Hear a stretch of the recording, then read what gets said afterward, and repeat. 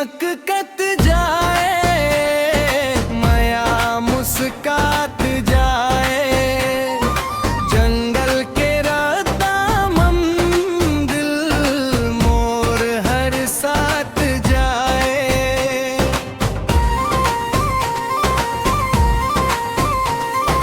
पायल की छन छन मन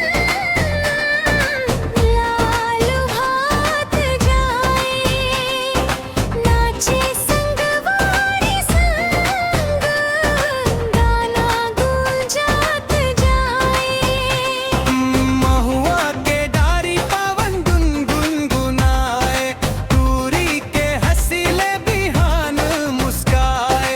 कर्मा के ताल मंझू में गाँव सारा नाचे रे संगी, बाजे मांदर प्यारा। दूरी चमक कत जाए, माया मुस्कात जाए। संग के रता मन दे मोर हर साथ जाए।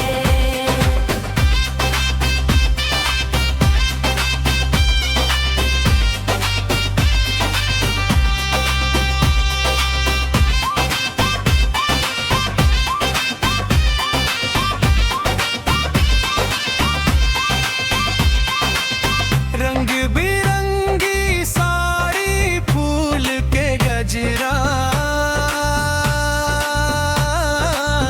देखत रही जाते मोर नैना बंजारा। तीर कमान संग मेला सज जाते।